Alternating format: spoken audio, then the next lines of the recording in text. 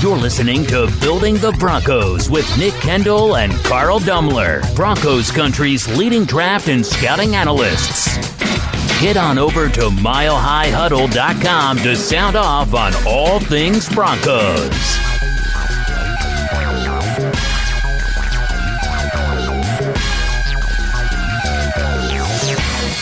Hello there, Broncos Country, and it is once again time for another episode of Building the Broncos. I am your host, Carl Dumler, and with me, as always, I have my co-host and good friend, Mr. Nick Kendell. Nick, how's Iowa treating you? Hey, we are in the midst of a 3-day constant of snow, and I was reading the reports today that it's going to be colder in February than it was in January, so a little bit of FOMO going on right now with everybody, all the draft people down in Mobile enjoying the Senior Bowl. Although the weather this week has not been great for them either, but I'd probably take it over the cold and the snow here. Once it gets to be the end of January and February, I'm pretty much done with the cold. Yeah, I saw something about how the East-West Shrine game was like 75 every day, and now it's like 40 or 50 every day for the Senior Bowl. Yep. Wintertime, what can you do? But it's I'm just hoping that it doesn't snow like crazy tomorrow. I'm going to head back to the Quad Cities for some family stuff with Natalie's side of the family. So yeah, my wife and kid just left to go back to her hometown in Nebraska, and I'm sorry. Her parents told her to bring the 4-wheel drive Jeep because otherwise she won't make it out of their driveway. So oh man, yeah, that's it's supposed to snow a lot, and it's going to be cold, and we'll see. We had a pretty tame December and November.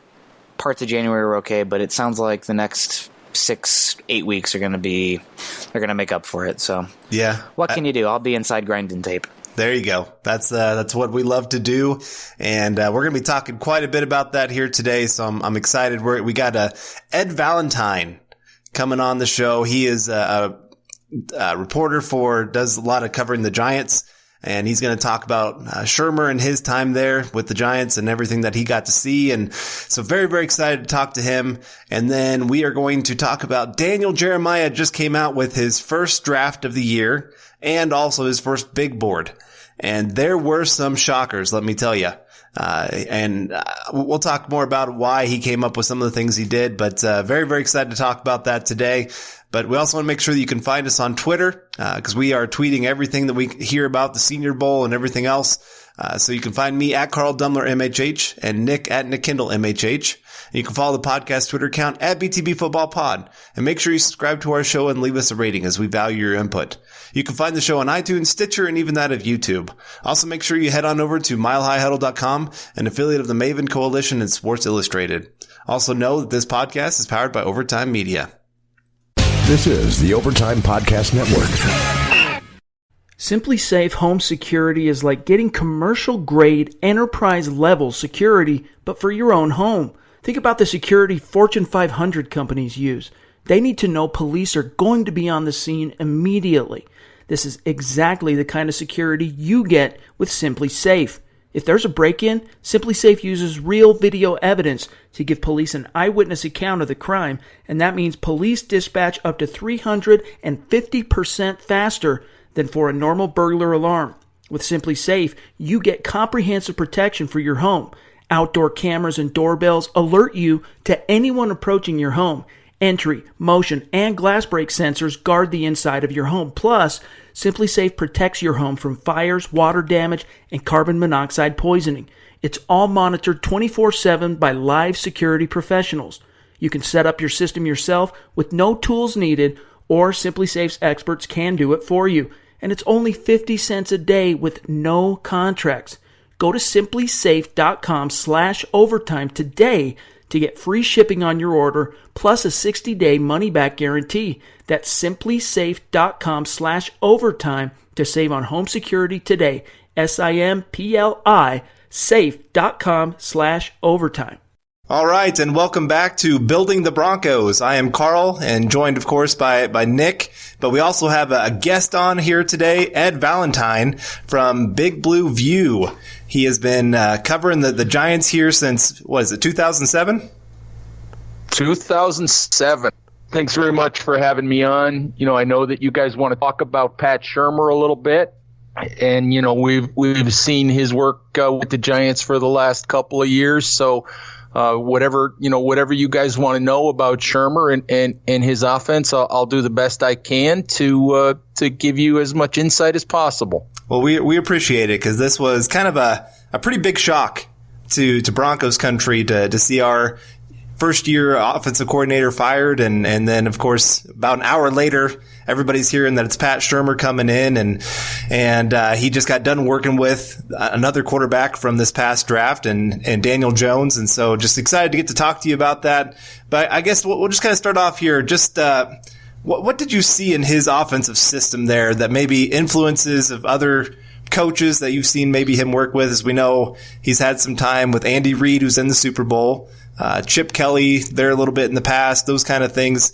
What do you really see as big parts of his offense there and with the Giants? Well, that's what I was going to say. His main influences are Andy Reid and Chip Kelly, who we worked with for a little bit of time in Philadelphia. He's a West Coast offense-based coach. There's pretty much no doubt about that. He likes the quicker passing game. He likes the horizontal stuff. He likes the short throws. So it's really, it's typical West Coast type offense. I know everybody has their own spin on what West Coast offense is, but it's all West Coast offense principles that you'll see from Shurmur. Yeah, I mean, that's a lot of what the Broncos had here with the Shanahan / Kubiak, there's a lot of guys you could put their name in there. It's a little bit different because they do like to have a little more deeper passes on some things. But I guess then just looking at what he's done around the league, and a lot of people have talked about where he likes to spread teams out, and we're looking ahead to the 2020 draft coming up. And what kind of players do the Broncos really need to get now? And so when you're looking at like their personnel packages, what kind of players does he like, especially at the different weapons positions? Well, what was really interesting with the Giants was I always thought that the one thing he didn't have with the Giants was really a bigger wideout. Somebody who, because what he had with the Giants this past year was Golden Tate and Sterling Shepard, who are really sort of smaller slot receivers, both very similar in style. The one thing he really didn't have on the outside, Darius Slayton's a speed guy as well, but again, not a big guy. That's the one thing he probably didn't have, was that sort of big guy who could go out and, and make the contested catch in traffic and be the real solid sort of red zone threat. That was probably the one thing he doesn't have. I do think, his history is that he's pretty good with different kinds of personnel. He's had success with all kinds of quarterbacks. He's had success with quarterbacks from, first round draft picks like Sam Bradford, who had his best couple of years for Shurmur. He had success with Case Keenum, who's an undrafted free agent, had his best year for Shurmur. I think back in the day he coached Donovan McNabb. So he's coached all different kinds of quarterbacks. And I know you guys didn't ask me about this yet, but if I'm a Broncos fan, that's the thing that I feel best about in having Pat Shurmur come in as my offensive coordinator. Is the best thing I will say about Pat Shurmur is he is very, very good with quarterbacks. That's good to hear. Yeah, for sure. And I guess that kind of brings me to another player then beyond the quarterbacks is Evan Ingram. I absolutely loved him in the draft here a couple years ago. He's a wide receiver playing tight end. That kind of speed of, what was it, 4.4 speed from the tight end position. And so now we're kind of looking at Noah Fant for the Broncos, who is a very similar kind of athlete, runs a 4.5 40, can get down the field, can make plays all over the place. How did they use Evan Ingram? Did you think it was successful? Do you think there's other things they could have been doing with him? Or do you think that's something Bronco fans can really look excited about is he did well with Evan Ingram, and so that can really translate then to Noah Fant? Well, it's interesting because I think there's a mixed bag there with the way that Pat Shurmur used Evan Ingram. And I think it traces back, to be honest with you, to what the West Coast offense is and what West Coast principles are. It's a more horizontally based passing attack than it is a vertically based passing attack. And as much as Pat Shurmur always recognized, I think, the talents of Evan Ingram and how important it was to get him the ball, I think that the one thing Giants fans didn't like and that I didn't like is that largely a lot of what they did with Evan Ingram was running across the field, shallow crossing routes, things like that had him going horizontally and trying to catch the ball, outrun a linebacker, and turn up the field rather than get him split off the line of scrimmage a little bit and get him up the seam, and really attack vertically. I think he wants to get the ball to tight ends, but I would have preferred to see him get the ball vertically to Ingram and take advantage of his speed that way more than the horizontal stuff. That makes me a little bit nervous because that's something that, the explosive pass game, the vertical pass game, the people keep forcing this narrative that, Shurmur is going to be much more like Andy Reid, that explosive offense that you see with the Chiefs. Obviously, Broncos fans are becoming more and more accustomed to seeing that offense from the Kansas City Chiefs, and that just doesn't appear to be the case with Shurmur based on what we've been hearing from him. Well, the other thing to consider is that with the Giants for 2 years, Pat Shurmur didn't have the best offensive line in front of his quarterback. With Eli Manning, who was a stationary quarterback pretty much, and in 2018, Giants with a really poor offensive line, they had no choice but to design a passing attack that would get the ball out of Eli Manning's hands as quickly as possible. We saw more vertical stuff with Daniel Jones this year, but again, I think a little bit of Jones' inexperience and a little bit of struggles with the offensive line might have limited some of that vertical stuff. I don't want to say that it's not in Pat Shurmur's playbook to go vertical. I would like to see, what would happen if he had a really, really good offensive line in front of his quarterback, if he would go vertical a little bit more. Cause I can't tell you if the lack of vertical stuff is just his nature or if it's based on the offensive line. Well, that is an interesting point, and something that also comes back to what we've been hearing is Shurmur is very much not married to a system, but rather the system is dictated more so by what he has available. Well, there is some truth to that, I think. But as I said, he does have, sort of West Coast principles. And like I said, I would like to see, I know that Drew Lock has a terrific arm. And as I said, I think that the one thing that Pat Shurmur will do very well is teach Drew Lock and train Drew Lock. And Drew Lock will become a good NFL quarterback, with Pat Shurmur's direction. I'm pretty confident, in saying that Shurmur will be a good influence on Drew Lock. I'm kind of interested to see if he winds up with a more vertical with a more vertical element to what he did than what he did in New York as well. Well, I wanted to talk to you a little bit there. Then you kind of mentioned there the changes with Daniel Jones coming in compared to Eli Manning. Are there any other big changes that you kind of saw between the two when you have Daniel Jones come in and what was it that the Giants really loved about Daniel Jones coming into this last draft? Well, Daniel Jones, it's interesting. Pat Shurmur likes mobility in his quarterbacks. He always says that mobility has to be part of a quarterback's arsenal. And by that, the quarterback doesn't have to be Lamar Jackson. The quarterback doesn't have to be Kyler Murray. Doesn't have to be a guy who's going to run, all over the lot. But he likes to move the pocket. He likes to, to change the launch point. He likes to be able to have the RPO stuff in his bag of tricks and allow the quarterback to run on occasion. So those are the kinds of things that changed for the Giants with Daniel Jones, coming into the lineup. I know that the Giants liked Jones' accuracy. They liked his poise. They liked his demeanor. I don't really know what the difference for them was when they evaluated Daniel Jones versus Drew Lock in terms of why they liked one over the other. I mean, Pat has said, multiple times that he liked Drew Lock as well.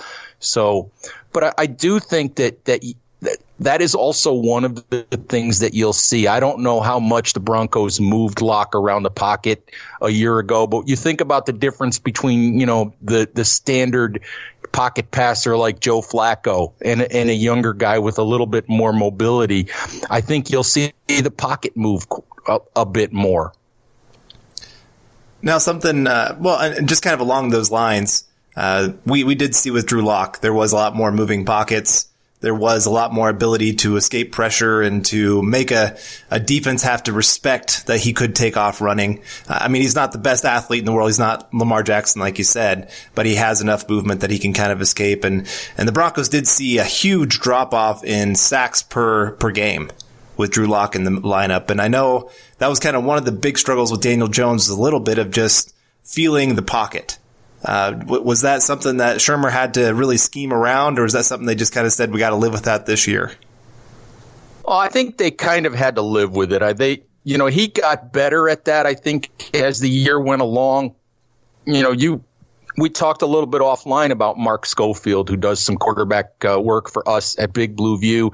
And that was one of the things that Mark said to us. We talked a lot about Jones leading the league in fumbles during 2019, which he did. He had 18 fumbles in 12 games and part of a 13th game. And a lot of that was simply due to pocket awareness, pocket feel, decision making, holding on to the ball too long. And that's something that he got a little bit better at as the season went along. It does, however, bring up one Pat Shurmur related thing. I don't know how good your offensive tackles are in Denver. I think Garrett Bowles is one of your guys. Yeah, guy that I know the Giants were interested in drafting, a few years back. Pat Shurmur does not like to help his offensive tackles. He just doesn't. We've asked him about that a number of times, and he'll say, "Well, it's part of our arsenal," but he just doesn't like to do it. He doesn't like to use a tight end, keep an extra tight end in to help a tackle. He doesn't really like to chip. He likes to leave his tackles to fend for themselves. And we know, the Giants didn't have great offensive tackles in 2019, and that was a problem. I think every Bronco fan... You just made everybody's... Yeah, go ahead. Well, I was just going to say, I think we got to resuscitate... Did I make Broncos fans nervous? Yeah, well, I think we're going to have to go resuscitate a few of them after hearing that. It was bad. I mean, they had Juwan James, who played about 60 snaps, who they paid buku bucks to come play the right tackle spot. And then Garrett Bowles, who I think was second in the league in penalties, and just hasn't really grown since he's shown some signs of growth, but nothing too crazy. And so the idea of leaving those two one-on-one, I'm sure it makes some people a little bit nervous to hear some of that. And I do want to ask, they do a fair amount of max protect though as well, don't they? Especially in more of the vertical concepts, when they do take a shot, maybe sprinkled into the play action. I felt like when I reviewed Shurmur's concepts, a lot of max protect. Yeah, it's max protect at times and a lot of play action. And like I said, a lot of moving pocket to try not to make the quarterback, a sitting duck. But, we used to ask him all the time, why he wouldn't give Nate Solder more help or why he didn't give, Mike Remmers more help. And his response was, well, we mix it in, but you just can't do it on every play. You can't do it all the time. And I don't have the numbers. I'm sure that somewhere out there you could find the numbers on how often, somebody has those numbers, how often, the tackles had help for the Giants. I don't have them.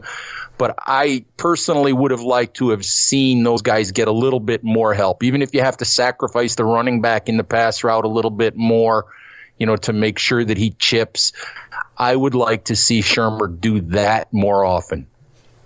Well, speaking of I'm going to be clenched for a little bit. So thank you very much for that. My heart palpitated a little bit. I'm going to need to walk this off after we're done. But go ahead, Carl. Well, you were speaking about the running back usage there.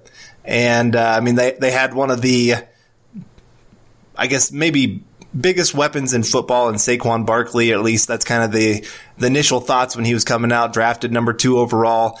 I know Bronco fans were a little upset with the Giants that they weren't willing to trade because the Broncos wanted to get up and get Sam Darnold there at number 2. And it seemed like the Giants were just set on, we have to get this guy for this offense. And so I guess just kind of talk a little bit of how they would use their running back, because right now, Broncos, we have Phillip Lindsay, who's a great runner, but he's not a great receiving option. Are they going to have to go out there and find something to really complement him? Because Barkley had that, 3 down, could do everything kind of back. Yes, they are. They're going to have to go out and get running backs who have some versatility. Pat Shurmur. And I know Lindsey is a terrific back, and Shurmur will find ways to use him.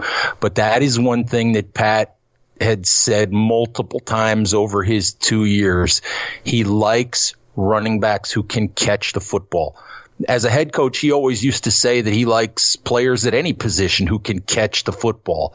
He doesn't like to be pigeonholed when he puts a guy in the lineup to say, well, this guy's here and the defense knows he's not a pass catcher, so they really don't have to account for him. So that is something that he likes very much, is versatile backs. Even the fullback on the Giants roster, Eli Penny, he's a bulked up halfback who could do a little bit of running, was a decent pass receiver. So I would definitely expect to see Denver looking for, at the very least, a third down back, a change of pace back, somebody that they can use as a pass catching weapon out of the backfield. Did you like how he used Saquon Barkley, or was that kind of an issue just with how they went about getting him plays on the field? Well, that's really an interesting thing because Barkley piled up a lot of yardage with the Giants, especially as a rookie when he was over 2,000 yards from the line of scrimmage. He had more than 90 receptions, as a rookie. The problem with a lot of those receptions were that a lot of those receptions came in situations where they were basically checkdowns or dump offs for the simple reason that the pass protection had broken down, and you had Eli Manning simply having to get the football out of his hands. And of course, the running back becomes the check down option. At Big Blue View, we studied Barkley's usage quite a bit. And the one thing that we wanted to see in 2019 that I don't think we saw in 2018 was Barkley used more as a downfield threat in the passing game. Because he's a tremendous receiver. He's not your average running back catching the football. I've seen him in training camp practices line up against Janoris Jenkins, the former Giants cornerback, in one-on-one situations. And to be honest with you, Jenkins had no chance. Lined up against Barkley, he's like a wide receiver out there. But I do think that as 2019 unfolded, we did see more and more of Barkley used vertically. So that's in Pat Shurmur's arsenal. That's a good thing, that he's willing to look at that and say, hey, I have this guy who's got a special skill set who can do more than my normal pass catching running back. Let's use that. Let's get him down the field more. His yards per target was up pretty significantly in 2019, and I thought Shurmur made an effort to do that, to recognize that he had this guy with this skill set and get him down the field. Well, you just mentioned Eli Manning there, and I just wanted to hit on this real quick. Is he gone from the Giants this year? I believe so. I think Eli's career is done. I know he doesn't want to be a backup, and I don't blame him for that after 16 years. He doesn't want to be a backup. And while I still think that in the right situation with the right team, he can be a productive player, I don't know how many teams there are that are out there that would be willing to go down the Eli Manning road for a year. There are one or two where I think he could play. Tennessee happens to be one. If they moved on from Ryan Tannehill, the Chicago Bears happen to be another, but they've committed to Mitchell Trubisky. So I just don't know how many options there are out there for Eli, and I think he's going to wind up retiring. Okay, yeah. There's just been some talk around Broncos country that the Broncos should bring him in if he gets released there by the Giants and have him be the kind of that mentor for Drew Lock. But like you said he does not want to be that backup. So I don't see that there's any path that he comes to Denver right now. No, I wouldn't either, for the simple reason that I don't think, he's got a wife, he's got 4 children, he's in New Jersey. I don't think he's going to want to leave New Jersey unless he's walking into a starting job in a place where he thinks he's got a chance to win. That makes sense. All right. I did want to talk a little bit about just his love of the run game, or just how much do you see him wanting to go really pass, or run. Where does he fall in that kind of category of you have these guys like the Chiefs right now with Andy Reid, who just, the run game's kind of an afterthought. I mean, partly because you have Patrick Mahomes as your quarterback, but really they're just kind of going, well, we run every once in a while just to keep them honest. But where does Pat Shurmur fall within that kind of category? I don't think he's a guy who forgets about the run game. I think that you look at Barkley's usage over the 2-year period, and it was about 16 carries a game, both seasons, which is a pretty healthy number. There are games, of course, as you go through, you can pick on this game or that game and say, oh, how come Saquon only had 10 carries, or how come he only had 11 carries in this game? And Pat will generally say, well, we were down 17 points in the second quarter. We're not going to be running the ball a whole lot. So, I don't think he's a guy who is like Andy Reid, tends to, as you said, the running game is an afterthought. I don't think that's the case with Pat Shurmur. My one frustration with Shurmur in the run game wasn't that he would give the ball to Saquon Barkley. My one frustration with him is that he didn't bring as much of the Minnesota run game that he was familiar with, that he ran, before he was a Giants head coach. He didn't seem to bring as much of that with him as I thought he would with a guy like Barkley. Barkley's a home run hitter. He's a tremendous home run hitter. He's a guy who he's looking for the home run every single time he touches the ball. He's not a guy who, even though he's 235 pounds, he's not a guy who wants to be a banger, who wants to take that 2-yard run and lower his shoulder and turn it into a 3-yard run. And I think if you look at, there's a website called NFL Savant that tracks, where running plays, where teams run the football. And the Giants ran the ball, I think, 60-some% of the time between the guards. So it was more of a power run, straight ahead running attack than it was, more straight ahead than it was to the edges.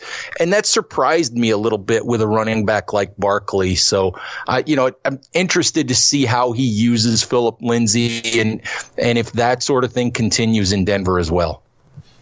All right. Nick, do you have any other questions for him?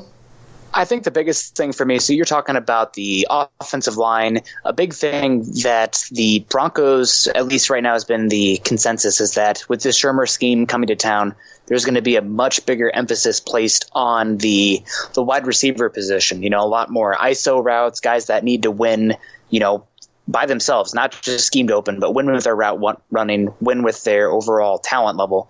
Would you say that is true? And how would you rate, I guess, is it more important to hit on having dynamic wide receivers or being more solid on the offensive line?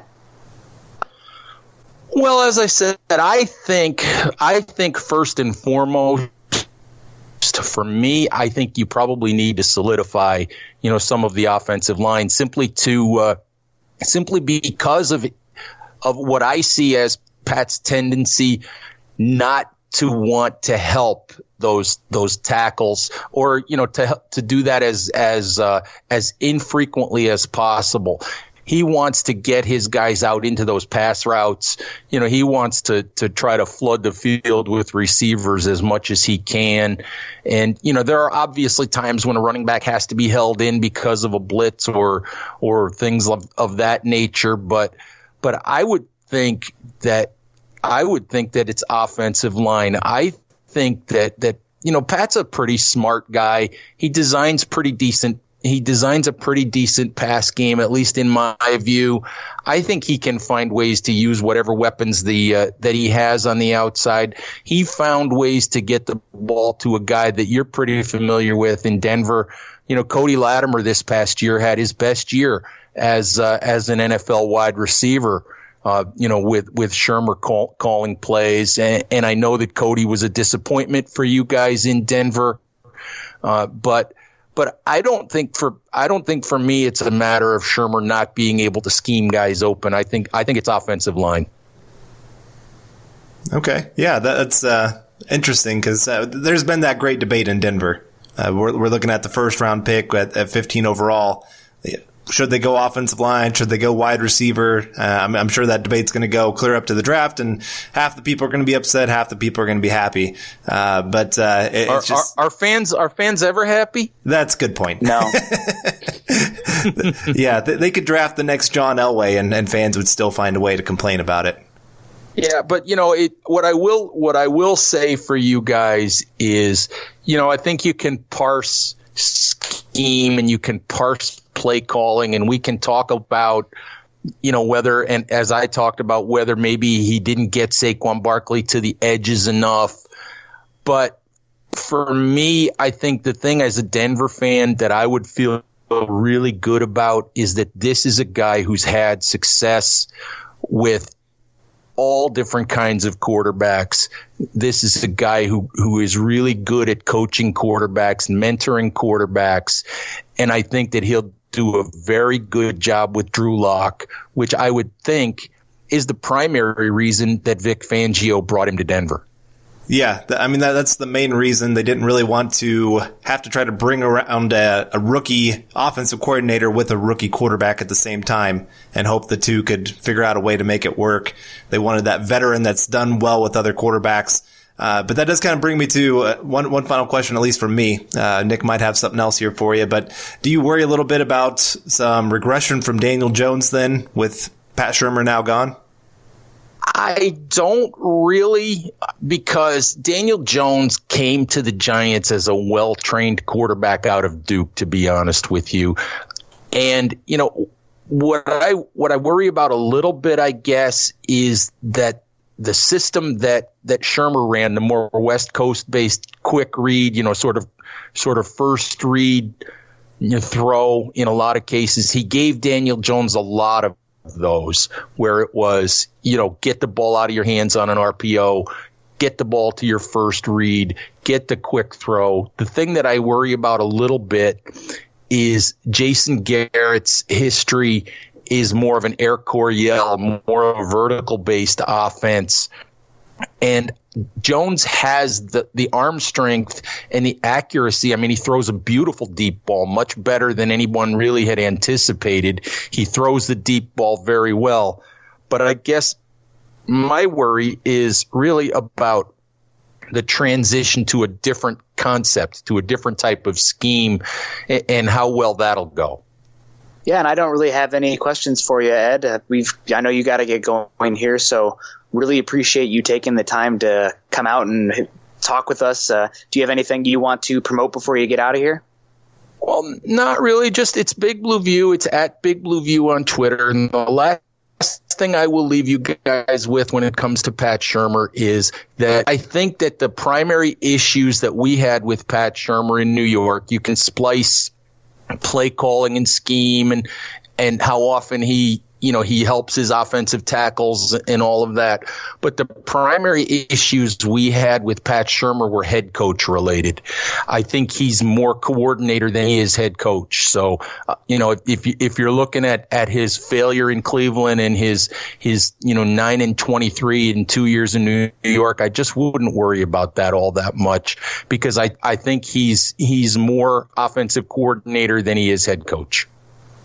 Well, we appreciate that because, like I said, there's a few things that you said that had a few people, I'm sure, a little concerned, myself included, and I'm sure we'll see some of that. I mean, no coordinator's perfect, and so there's always going to be some issues, but I'm, for one, very excited to see what Shurmur can do with Drew Lock, and I'm just really appreciative that you were able to come on here with us, man, and just share your wisdom on all that is Pat Shurmur.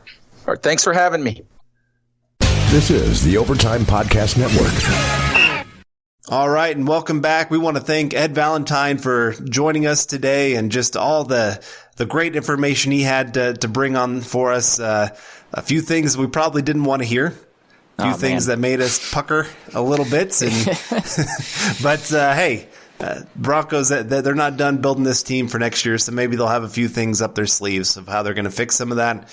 But let's get into Daniel Jeremiah.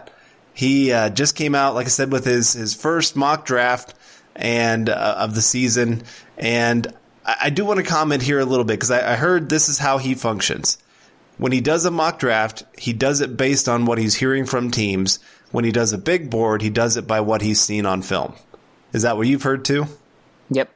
He said as much on his podcast. So I like to go to the grocery store sometimes and put in a podcast, and did that the other day, and listening to him, and he said that exact thing. He also, kind of funny looking back on it, I did an article this week on explosive playmakers, and to the podcast, both the one reflecting on the AFC and AFC championship games, as well as the Senior Bowl ones, all talking about explosive playmakers in space. So really, I do let some of these stuff here, specifically with the big board and the mock draft, question a little bit of it, but I think overall a lot of the philosophical stuff, if you're aligning yourself up with Daniel Jeremiah, you're not doing a bad job. Oh, for sure. He is one of my favorite draft people that there is out there. Him or Brugler? Yep, I agree. I recommend any of our listeners, please go follow those two guys. Because these are two guys we both look up to, and if you enjoy anything that we have to talk about with the draft, you're really going to enjoy what they have to say. Daniel Jeremiah, is it the Move the Sticks podcast? Yep, and his @ on Twitter is Move the Sticks. Yep. So, don't substitute his for ours, but no. Supplement. Yeah, supplement. If you just can't get enough of the draft content, that's a guy to go listen to. So anyway, let's dig into his mock draft. We're only going to go to pick 20. Those are the main players that we're kind of looking at for the Broncos, the players that go after, and some of the players that go beforehand. But as most mock drafts are going to start out with the Bengals, Joe Burrow. I mean, no big surprise. Whoa. Number 2, Chase Young. Again, we're not saying anything, he's not saying anything shocking that nobody else is saying. I mean, those two are pretty entrenched in those two spots. Maybe the Redskins get an offer to trade. If somebody's trying to get Tua Tagovailoa, there we go. Maybe that happens, but otherwise, Chase Young's going number 2 overall. And then we get just a pronunciation there for you. You actually say it like Tagovailoa. Tagovailoa. Okay. Yeah, that's the thing. Broncos never in the realm for a quarterback that high, it seemed, so never really had to learn it. But listening to enough draft stuff and listening to Tua talk as well, it's a Tagovailoa. Tagovailoa. Okay, there you go, everyone. Let's get that into our vocabulary because that name's going to pop up quite a bit. throughout this draft process. Not for the Broncos, obviously, but so then we get to pick number 3 with the Lions. Lots of directions that they could go. That's where a lot of people think the first trades are going to happen for the draft. Teams trying to get up and get a quarterback because, I mean, there's about 4 or 5 guys that maybe at the quarterback position could go in the top 20 of this draft.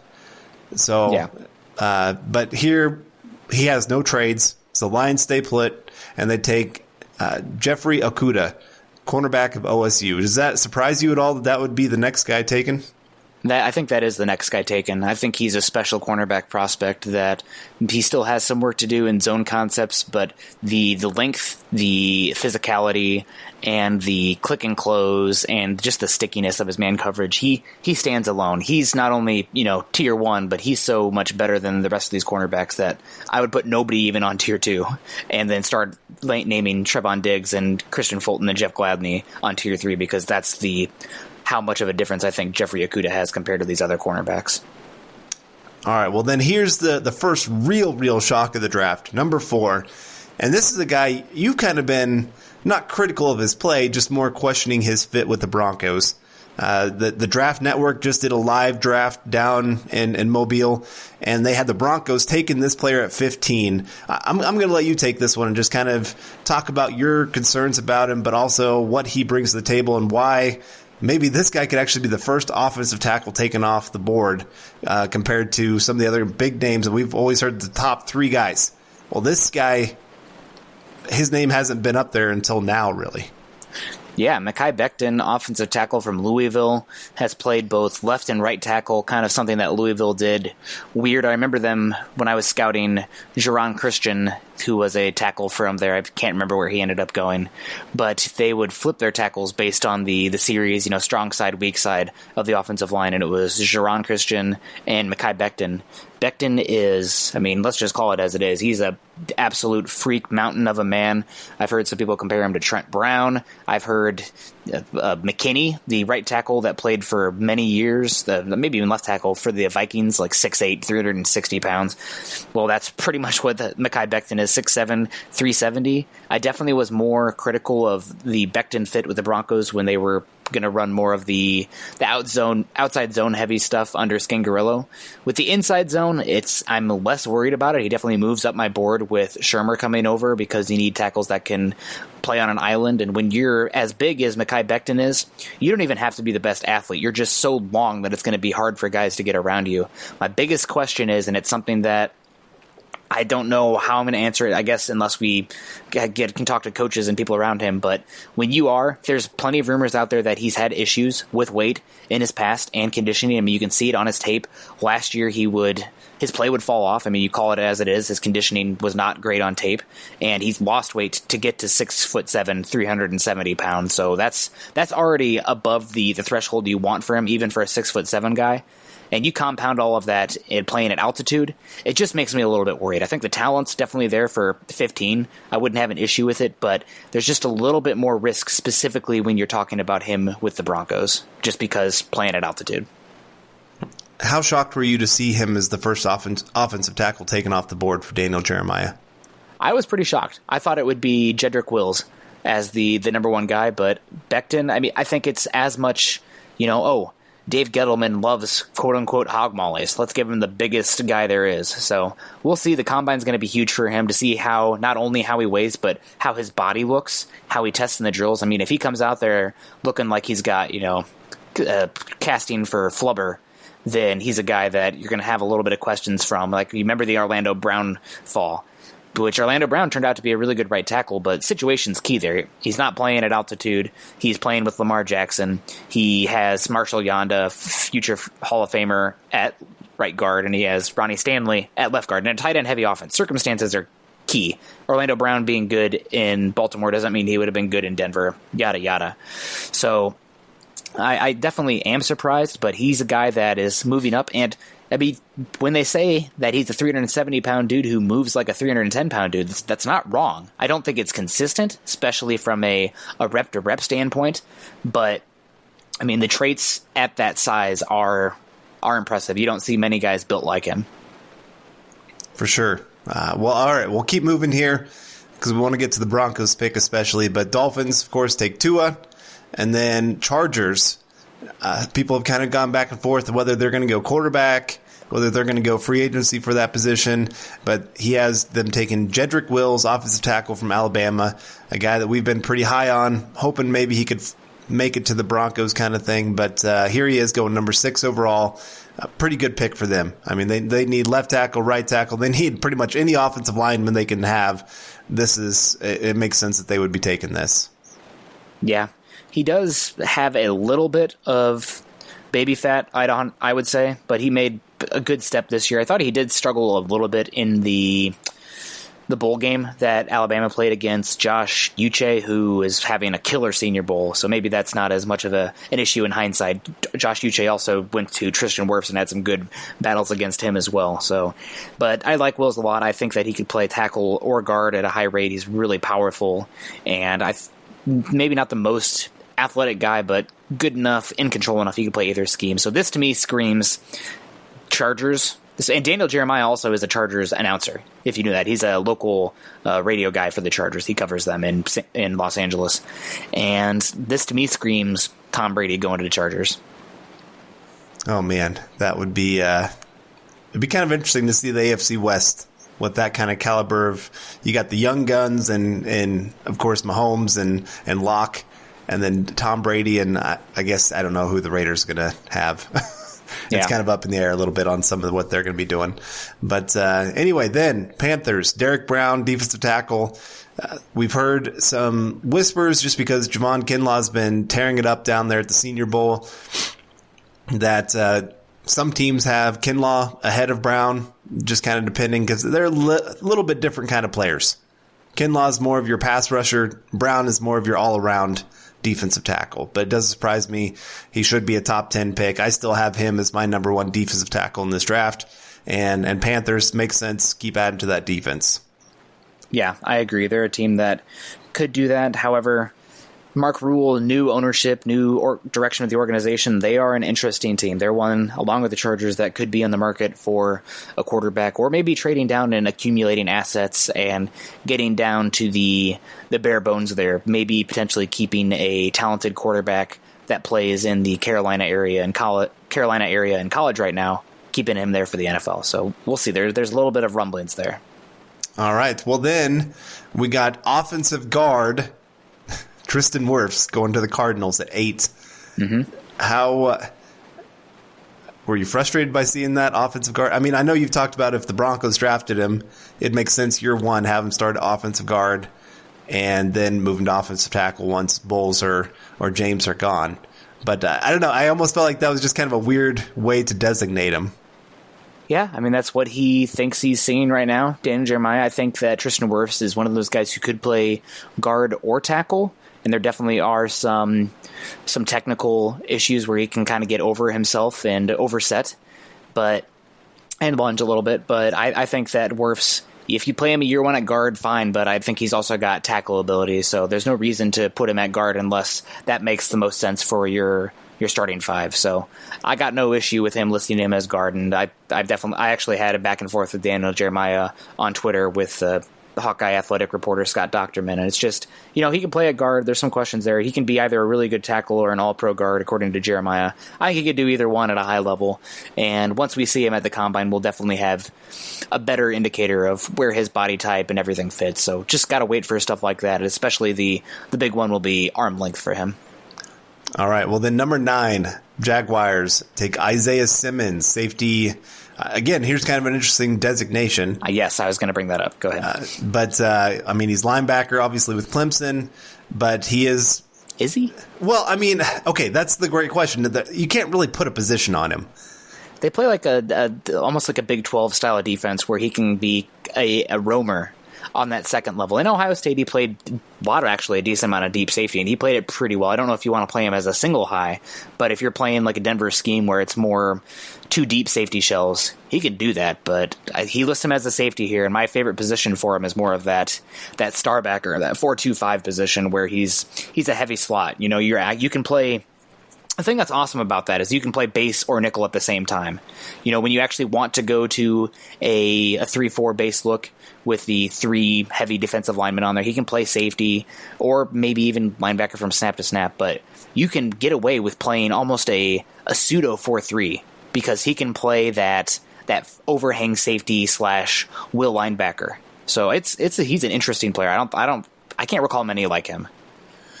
Well, I know you've moved him up your board quite a bit for the Broncos. Yeah, the playoff games. Yeah, he definitely was one of the top players in all of college football in those 2 games. But that brings us then to the Browns. I mean, surprise, surprise, offensive tackle Andrew Thomas from Georgia. They have to go tackle. Yeah. I'm going to be really upset. The Broncos should be picking, well, they could have been picking at 10, but Shelby Harris made them win, which, yay, they beat the Raiders. But the Broncos dropped from 10 to 5. And, that's kind of a kick to the groins. Some of these players that are picked before the Broncos here, there's going to be some players that go from 10, 11, 12, 13, 14 that probably we would have been much happier with them in Denver. But the one that's going to be a kick to the groin is when the Browns go offensive tackle in the first round and the second round, and the Broncos miss out on one of those top, 7 guys. Well, if the draft win is as Daniel Jeremiah has here, honestly, other than like 11 through 14, there's only one player that I would want for the Broncos. Yep, I agree in this situation. So this is honestly my dream situation. You and I have talked about it quite a bit. I think you've talked about it on Twitter. That the best case scenario for the Broncos right now, they need Justin Herbert and Jordan Love to really impress teams down there at the Senior Bowl, to really up them in this draft. We need them to go top 15 or top 14 because that means obviously more talent is being pushed down to the Broncos. You need another guy like Chasen of LSU, the edge player.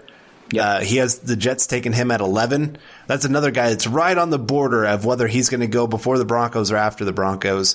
Him going before the Broncos, because this edge class isn't all that deep, it wouldn't surprise me if he gets pushed up just because teams are going to go, okay, I can get other talent at other positions like offensive line or wide receiver or things like that the Broncos need later on. That they can find a B+, A- kind of player in the second, third round for some of those positions.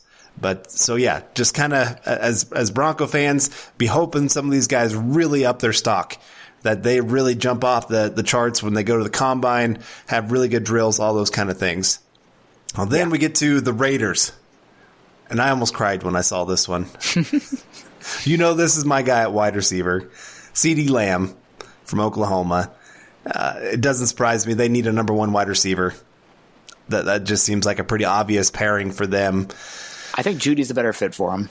But Lamb is, I think, in a vacuum, the best wide receiver in this class, so can't really fault that. I just think Judy's route running and inside-outside ability in that quick pass Gruden offense makes a little bit more sense. Wouldn't it be funny to see them go from trading one Alabama wide receiver to the next Alabama wide receiver? And my God, if Amari Cooper and Jerry Jeudy aren't the same effing guy. They are down to questions about the frame. Can they play X? Probably not. And the inconsistency in the hands. Yep. I mean, they really mirror each other. Yep. So then we get to 2 quarterbacks in a row. Colts at 13, Jordan Love. We've heard rumors that they're pretty enamored with him. Bucks then at 14 take Justin Herbert. I'm a little surprised just because he's not. He can throw a vertical pass, but most of what he did there at Oregon was very horizontal. I think that was absolutely miscast. Yeah. I think this is a great fit for him. I mean, some of his deep passes are incredible. If you put him in that LSU offense where they're taking so many vertical shots, I mean, who knows what we're talking about here. But that offense at Oregon, they have a great offensive line, really didn't have pass weapons, but it was kind of a travesty in terms of unleashing the actual arm talent that Herbert's having. And he is easily having, I mean, Jordan Love, you got to love the overall package there, but he's farther off. Herbert's got the best arm, the best total package of athleticism and arm talent there at Mobile, and he's impressing the heck out of everybody. So I would love to see Herbert in the Bruce Arians offense. I think I really like Mario Cristobal, but how they used him this past season was, I mean, again, it's a travesty. Use him like Cam Newton. Honest to God. Let him run around. Let him throw it deep.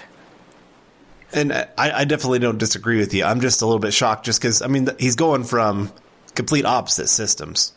Yeah. And I'm not saying that he can't have success. Like you said, when he was throwing deep, he threw really nicely. And I'm sure at the Senior Bowl they've challenged him with some of that, and it sounds like he's really rose to the occasion. But just again, going from one extreme to the next is just kind of a little bit of surprise.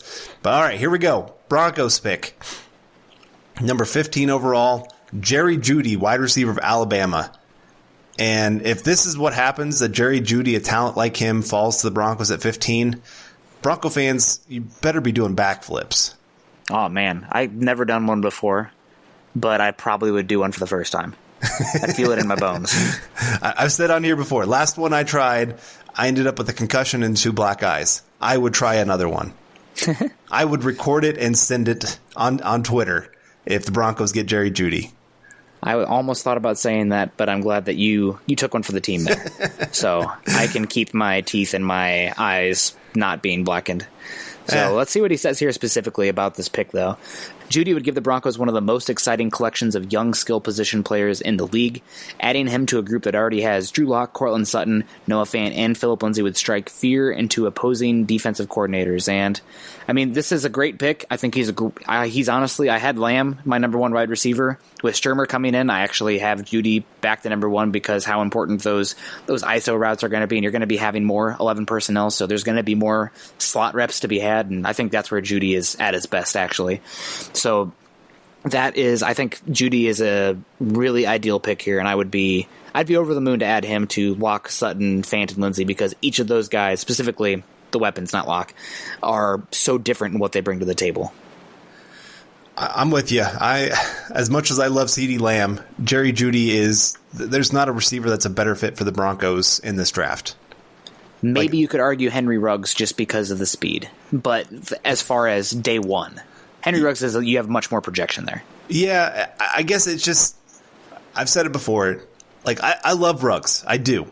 And if he is drafted by the Broncos, I'm going to be over the moon with that pick.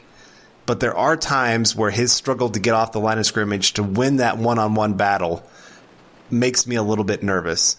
Yeah. Where there's so many plays, not many plays, there's just a few plays where I'm seeing Jerry Jeudy almost finishing his route before Henry Ruggs even gets into his route. Mm-hmm. And just, again, when Jerry Jeudy wins at the line of scrimmage, it's very, very constant because of that route running, his ability to know how to use his hands, to use his feet, to use his head. I mean, just everything that you watch, you know how much I am about route running.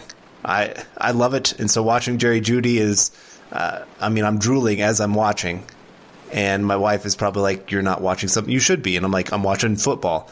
And yeah, I'll stop there. But and then she's like, I really wish you'd have been watching something you shouldn't have. Yeah, probably. But yeah, so anyway, Jerry Jeudy, just that perfect fit. Guy that wins one-on-one better than pretty much any other player that I've watched in a long time. Yeah. I do worry about his hands, like you said, a little bit on the smaller side of frame. But beyond that, I mean, if that's the only real concerns, and even there, it's still, I mean, his hands, he's got to get better. Yeah. But I do think and that his he size. would, yeah. You got to bulk up a little bit. And I do think with the Broncos, he would see a larger quantity of plays come his way compared to at Alabama. So maybe some of those concentration issues would be a little bit less compared to, I think there's so many times with Alabama, players are like, well, it's not coming to me because there's 4 other guys on the, going out in routes that are given more opportunities kind of thing. But still, Jerry Jeudy, oh my gosh. And yeah. I do think I'm starting to come around to this idea because this wide receiver class is so good, because everybody keeps talking there at the Senior Bowl, how good this wide receiver class is. I don't think this is as far out of the realm as I thought about maybe like 2 weeks ago.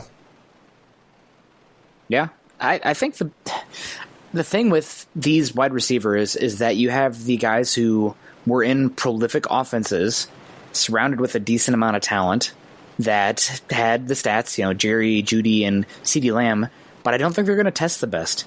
I wouldn't be surprised if Henry Ruggs, Laviska Shenault, and maybe even a T. Higgins go out there and test relatively similar, but have, or for Ruggs, way better, and then make it a real question there. So it's going to be interesting. I'm really curious to see how this all shakes out. I see right now there are 5 wide receivers that I wouldn't be shocked at all if any of them went number 1. I mean, consensus right now is Lamb and Jeudy, but that seems to be much more media-driven than NFL-driven. Like, there's talk between more so from the NFL side than media side that been being fed that, maybe Lamb/CD aren't as highly thought of, but Ruggs and LaVisca are more highly thought of, and that tends to lean more towards the explosiveness and those traits rather than the production. So it'll be interesting. I would love Jeudy, though. 15, if he's there, you can't hate it. You got to be really excited about it. That's right. You're driving that boat to the stage at full speed. Oh yeah, you're running it into the stage and flying to the commissioner. I'm jumping in the water naked, see if I wake up or something.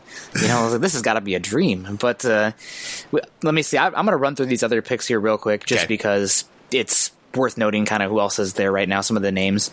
16, Atlanta Falcons take A.J. Epinesa, edge from Iowa.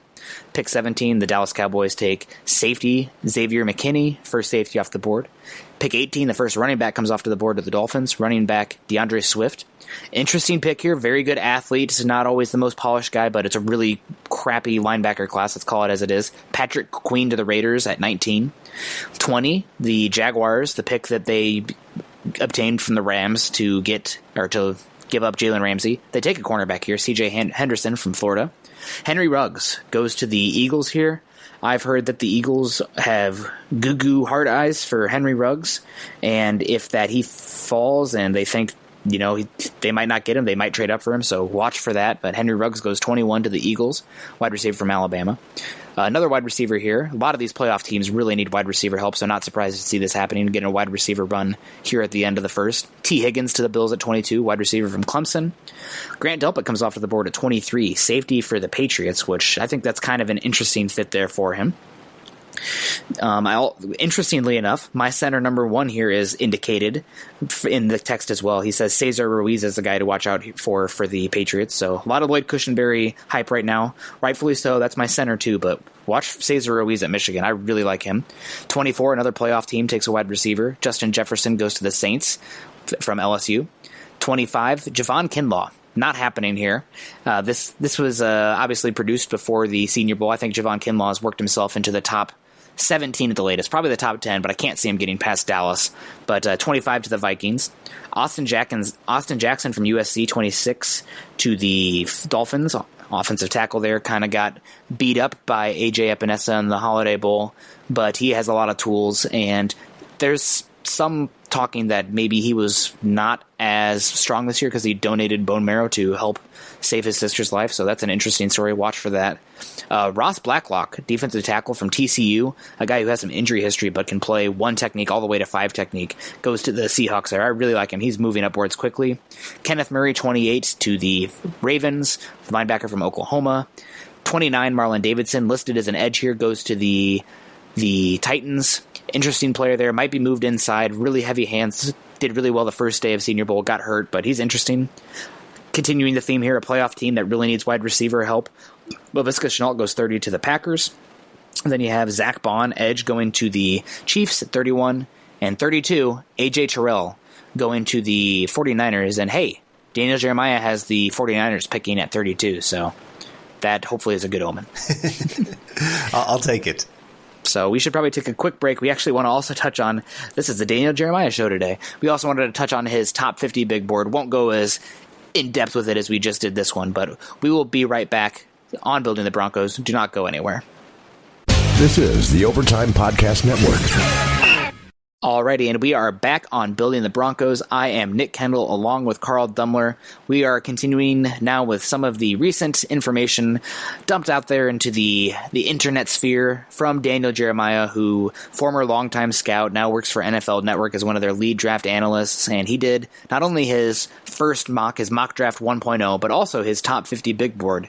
And I thought his big board was interesting. I guess we'll start off at the top here. Carl, I'm going to read them 5 by 5. And then we can kind of give our anything. We don't want to talk about 50 guys, but kind of our thoughts, maybe some shocks here. So, number 1, Chase Young, edge rusher from Ohio State. Number 2, Derek Brown, defensive lineman from Auburn. Good to see Brown that high. Number 3, Joe Burrow, quarterback LSU. Number 4, Isaiah Simmons, defensive weapon, safety, linebacker, nickel from Clemson. Number 5, Jeffrey Okudah, cornerback from Ohio State. Do you have any thoughts, concerns, questions, personal anecdotes regarding the first 5? Well, I mean, I do think because Javon Kinlaw is like the talk of the town right now, everybody is forgetting about Derek Brown and just the absolute dominant season that he just had. But he's one of my favorite defense tackles that I've ever watched. And so him being at number 2, I think that's great to acknowledge the kind of season that he just had. And of course, then Isaiah Simmons at 4. I mean, you're seeing just the elite of the elite talent here. The guys that just their athleticism tied to also being great football players. I mean, this is why these guys are going top 5. So those 2 being in the top 5, I'm excited to see them there because a lot of people haven't had them quite that high. Yeah. And the next 5 here, we got Tua Tagovailoa, quarterback Alabama at 6. 7, you have Javon Kinlaw, interior defensive lineman from University of South Carolina, which kind of a juxtaposition there where he has Kinlaw and where he went in that mock draft kind of goes back to what you were saying earlier. Number 8, C.D. Lamb, wide receiver, Oklahoma. Number 9, Jerry Jeudy, wide receiver, Alabama. And number 10, offensive tackle, Mekhi Becton from University of Louisville. So he does have C.D. Lamb as wide receiver 1, Kinlaw in his top 10, and Mekhi Becton as offensive tackle 1. So just an interesting thing here. His draft came out 2 days ago, right at the start of the Senior Bowl, and his big board came out just yesterday. And so seeing the difference in Kinlaw going in the 20s to Kinlaw being here at 7, I think it just kind of shows, like, one, how dominant he was, but also just getting a chance to talk more with NFL teams and how they're feeling about the guy. Yeah, I definitely agree with you there. It'll be interesting. Nobody's helped themselves more. Well, maybe Josh Uche, but as far as solidifying their status as a really early pick, Javon Kinlaw. The only reason he's not going to be the first guy drafted there is the quarterback tax that you have to pay. So moving on now. Number 11, he does have Jedrick Wills Jr., offensive tackle from Alabama. Number 12, he has Henry Ruggs, the third, wide receiver from Alabama. 13, he has Tristan Wirfs, offensive lineman from Iowa. 14, running back 1 coming up here, DeAndre Swift from Georgia. And 15, he has Xavier McKinney, defensive lineman from Alabama, who is definitely my safety number 1 and a guy who I think is a sneaky pick for the Broncos at pick 15. He's number 15 here on the big board. I think he's a sneaky pick for the Broncos at selection 15. Really? I do. What makes you say that?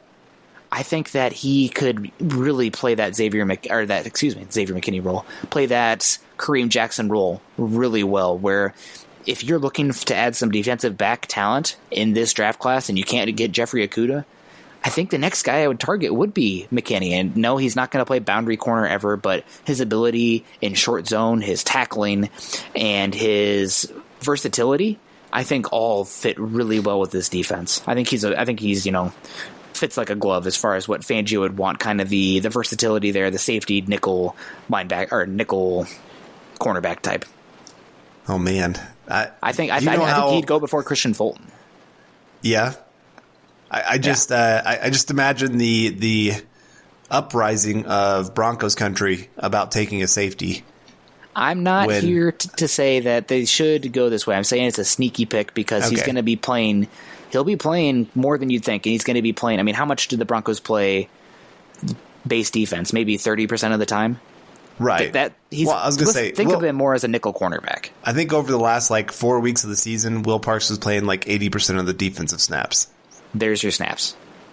There it is. That's the role he plays. Yeah.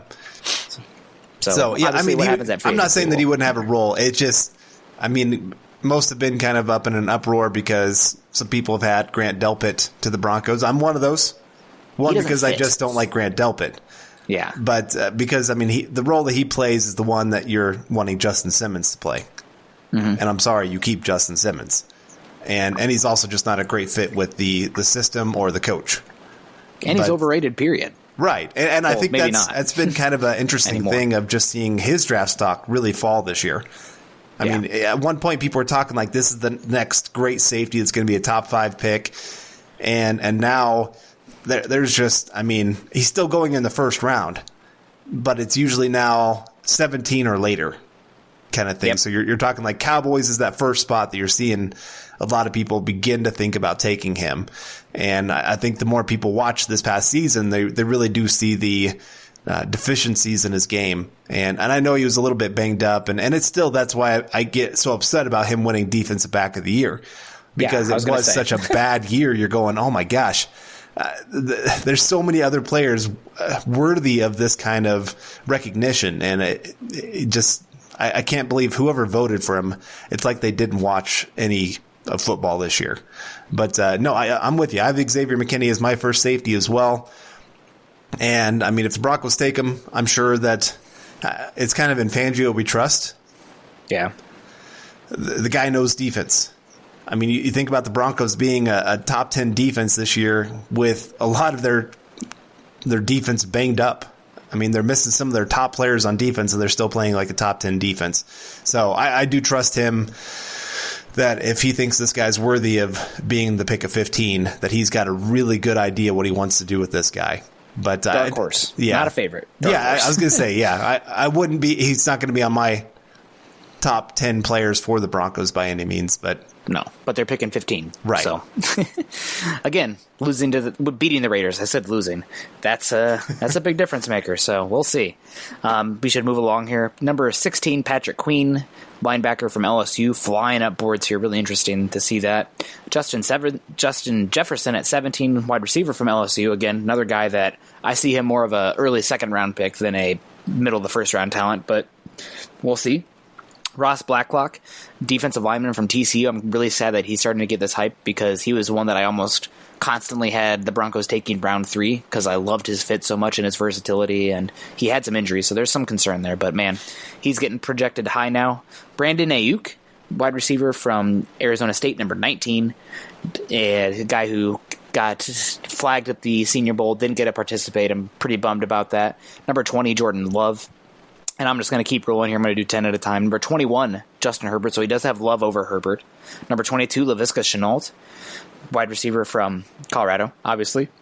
For you listeners, probably. Number 23, CJ Henderson, cornerback from Florida. I love the tools. I don't think he's a great fit for this defense. He does not tackle well, so he's one that in a vacuum I like, but not specifically for Denver. Same can be said about number 24, Kayvon Chason, edge rusher from LSU. And number 25, interesting here, way down here at number 25, Andrew Thomas, tackle from Georgia, who a guy that I watched him. I kind of got the hype because he was solid, but I didn't love him. I didn't love his pass sets or his movement skills, but kind of the echo chamber going on there, the group think. I eventually put him up into my top 10 because they must be seeing something that I'm not seeing. But seeing him down here at 25 almost makes me wish I would have stuck to my guns a little bit more.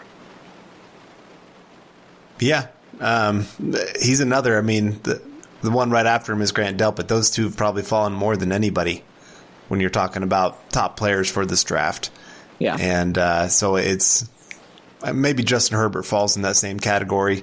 As some were thinking he might be the top pick in this draft, and now he's maybe going top 15, maybe. We'll kind of see. I think he goes top 10.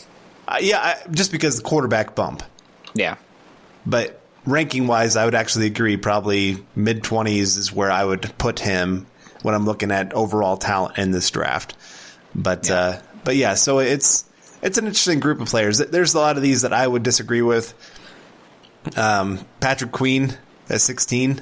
That's very high. Yeah, I haven't seen anybody have him quite that high. There's a lot of moments in his game, especially early in the season, where he just was not quite in position. Yeah, and looked a little bit lost at times. I mean, obviously, at the end of the year, their defense was playing lights out. So maybe that's some of it. If you're projecting, hey, this guy's going to continue to grow as time goes on. And Justin Jefferson, I mean, I don't even have him in my top 5 wide receivers in this draft. I don't know if he does either. That's close. That's just how good this class is. Yeah, I think he's borderline. I think he's got him as his 4th best. Wow, that's shocking to me. Yeah, I guess so. Has him over the likes of Jalen Reagor, Laviska Shenault, and T. Higgins. That's the first I've seen that. So we'll see if that happens. We'll probably keep moving here because we're obviously getting long because, hey, that's the theme of the show. 26, Grant Delpit, all the way down at 26, safety from LSU. Surprising one here for me. I'm excited to see him at the Combine. Jalen Johnson, cornerback from Utah, really tenacious. I didn't know if he had the athleticism to be this high, but I like his game a lot. 28, AJ Epinesa. I'm definitely biased with AJ, but I think he's going to move up the boards after the Combine. I think people are kind of sleeping on him. I feel like it's the Joey Bosa syndrome. Oh, he doesn't have quick twitch. Oh, he's not the bendiest guy, but that guy has sledgehammers at the end of his hands, and he's so technical that he's going to win. So we'll see there. 29, T. Higgins, wide receiver from Clemson. Glad to see T. Higgins down here. I think if Denver didn't have Sutton, I'd be more high on Higgins, but not the case for the Broncos.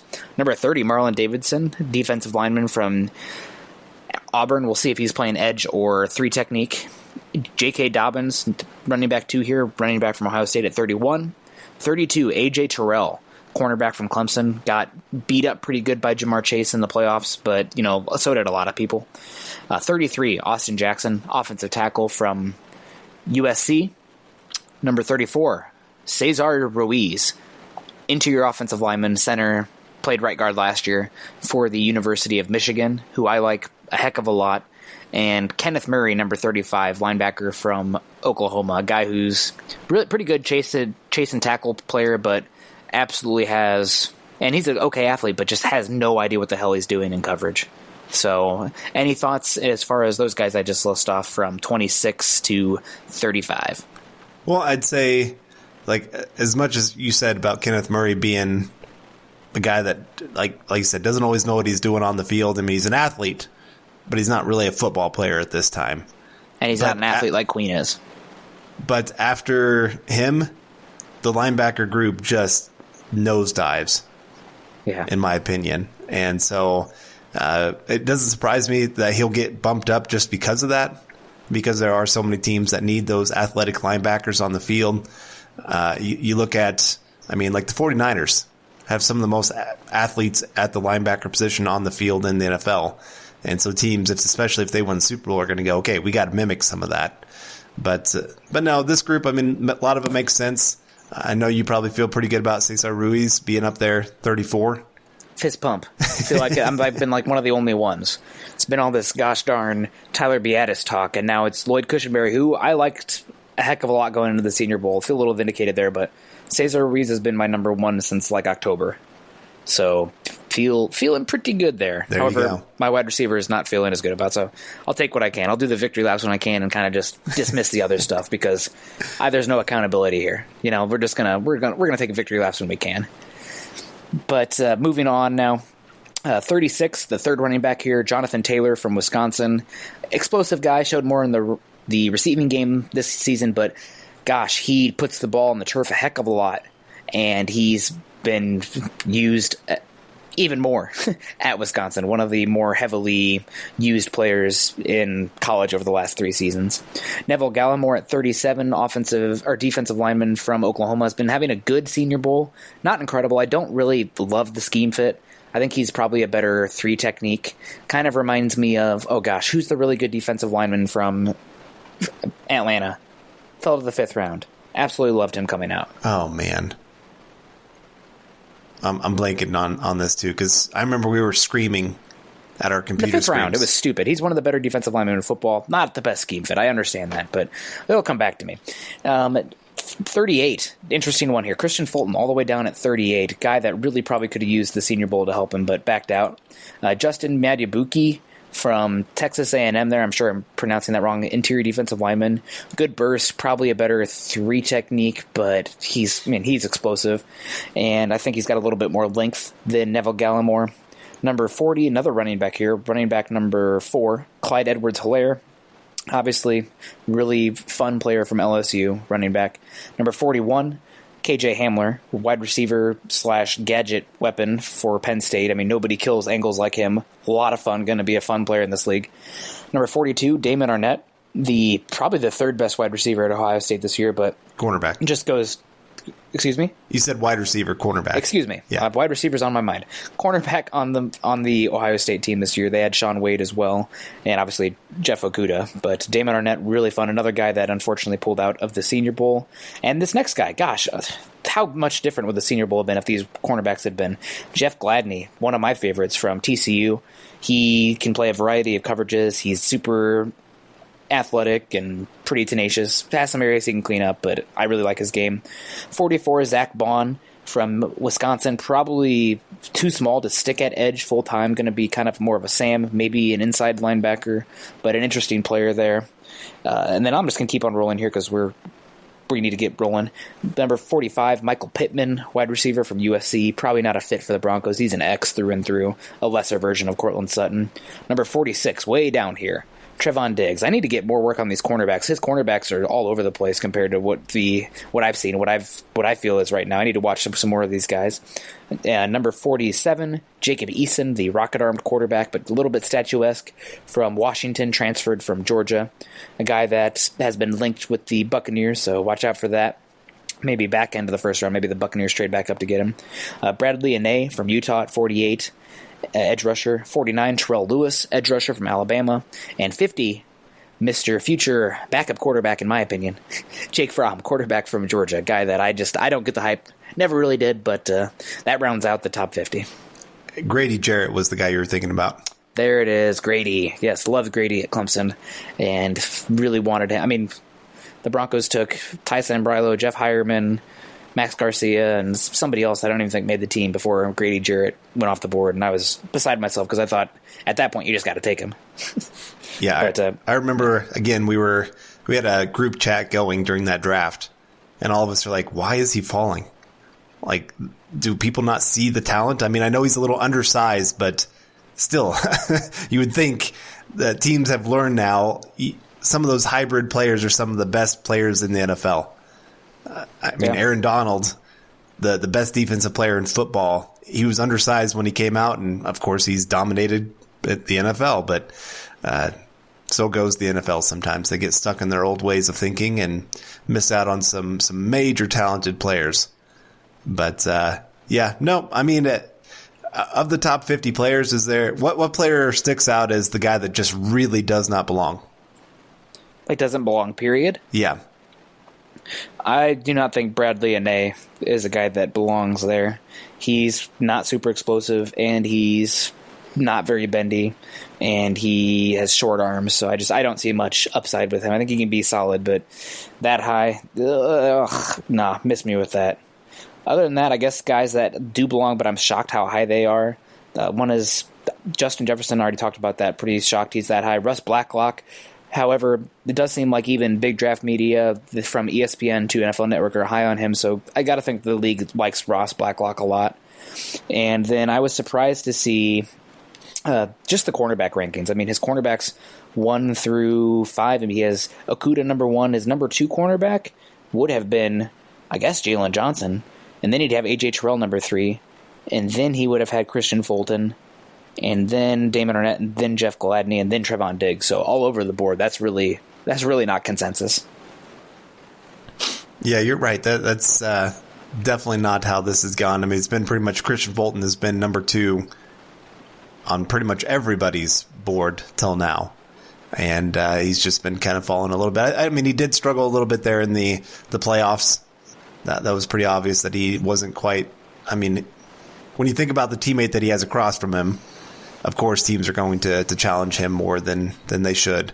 But no, I think the thing that surprised me a little bit was, I mean, Andrew Thomas being down at 25. I have seen him dropping down boards quite a bit, but not to 25 yet. That was the first time I've seen him quite that low. Most people still seen him taken in the top 15 picks almost every draft I've seen. And then Brandon Ayuk was another guy to have him that high. I mean, I know he's been climbing up boards. I know Senior Bowl, Jim Nagy talked about him, said, hey, this is the guy that everybody keeps saying is better than N'Keal Harry, who's taken in the first round last year from the same school. But I'm hesitant to put him quite that high. I like him, but there's still a lot for his game to to reach that kind of level for me. I guess if I'm taking them in the first round, they either have to have a skill to their game that is absolutely just off the charts, like a Henry Ruggs with his speed, or be able to show skills that make you think they can become a number one wide receiver. Yeah. Right now, I mean, I think he can be a good receiver. I'm not sure he can be a great receiver. Yeah. I think you're correct there. Anybody that's missing here that you're surprised about? No, I think these would be most of the players I'd probably have in the top 50 as well. I mean, there's a couple guys that maybe stick out as other guys I would substitute in that are pretty close. I think it's been impressive to see Michael Pittman climb up the boards quite a bit. I think you would replace Michael Pittman with Denzel Mims after the Senior Bowl. Yeah. Yeah, I would do that. I like Mims a lot. He's been the best, probably one of the best players at the Senior Bowl period. I think he has done maybe the best job of showing that he is so much more than a speedster. I'd say he's more of an X. He's physical. Right. 6'2", 210. That's what I'm saying. Like, I mean, everybody always talked about his track speed. Like, anytime you read anything on Denzel Mims, it was always, man, this guy, his track speed, he is just awesome. Well, when I watched him, I'm like, man, he's doing a lot more than just beating people deep. His ability in the red zone has really stuck out to me to outjump people, and he's been doing that at the Senior Bowl of just really getting great body position, timing his jumps right, showing pretty good route running. He's still got to improve in that area because he's still raw, but he's showing better route running than a lot of other guys that I've seen that really come in as those track stars and are trying to adjust to being a football player. So I'd have him in my top 50 for sure. Yeah, I agree. And anybody else missing? I can't believe Jalen Reagor's missing. Maybe I'm just suckered by speed and just like have such a thirst for speed that like I can look past him. I know he didn't have the best year, but TCU's quarterback play was horse snot. So I think once he goes to Indy and you look at that 2018 tape, you're like, well, obviously this guy was limited.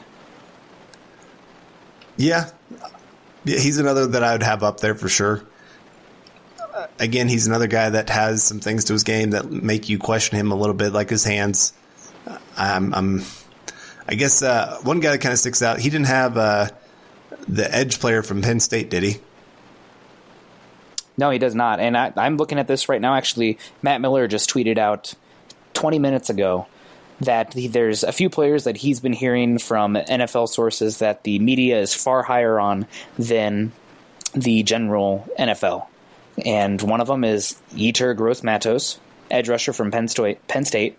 The other two we talked about here, and they're two that I've been not as high on, that I feel vindicated a bit. Again, it's one of these things where I just need to trust my own goddamn eyes. I think next year I'm going to need to not if I'm going to do this even more full time, I need to not even read or get involved with any sort of draft media coverage because they influence me sometimes.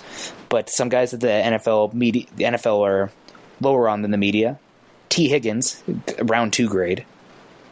Andrew Thomas, late first round, early second round. And Ashton Davis, round 2 to round 3. Another guy that I would have in my top 50, just names that are coming to my mind, Lucas Niang of TCU. Mm-hmm. Yes, I like Lucas Niang a lot. Oh, Josh Jones. Josh Jones is in this top 50. He's been arguably the best offensive lineman at the Senior Bowl. Yeah. He belongs. And there's been kind of a mix-up with his arm length where I think it was 247 or some other site, listed Josh Jones's arm length and wingspan the exact same as the player that was measured before him, which was cornerback Lamar Jackson.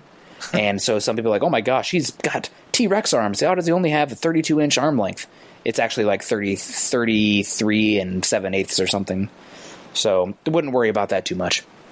So, all right, well, we should probably get out of here. Want to thank Ed Valentine for taking the time to come onto the podcast. Really appreciate what he did. And also, Daniel Jeremiah, shout out. Follow him on Move the Sticks. Follow Ed Valentine at Valentine_Ed. He's also the editor at Big Blue View. You can follow that on Twitter as well. You can find Carl on Twitter at Carl Dumler MHH and myself at Nick Kendell MHH. Make sure you head on over to milehighhuddle.com, an affiliate of the Maven Coalition and Sports Illustrated. Go to iTunes and leave us a 5-star rating and a comment, as your support can help us continue to bring you our Denver Bronco deep dives, which are brought to you by Overtime Media. You can follow the Building the Broncos podcast and all our other great audio content by subscribing to the Huddle Up podcast wherever you listen to your shows. Follow us on Twitter at Mile High Huddle and at BTB Football Pod. For Carl, Ed, I'm Nick, wrapping up another episode of the Building the Broncos podcast. We hope you guys enjoyed it, and we will see you soon. Go Broncos. You've been listening to Building the Broncos. Join Broncos Country's deep divers at milehighhuddle.com to keep the conversation going.